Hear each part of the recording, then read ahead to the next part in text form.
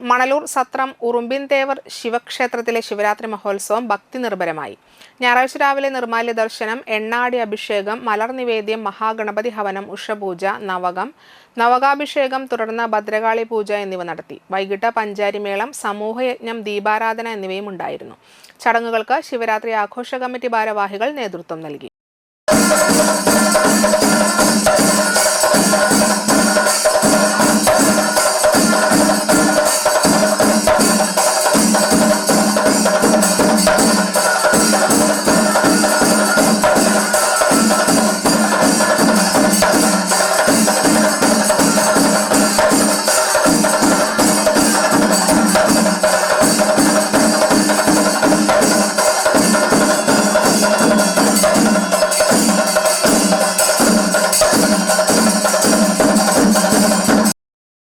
കുട്ടികളുടെ കലാപരിപാടികൾ പഞ്ചാരിമേളം, വീരനാട്യം, fusion music, നാടൻ പാട്ടുകൾ, ബാൻഡ് സെറ്റ്, ഗൊറില്ല ഡാൻസ് എന്നിവയും ഉണ്ടായി.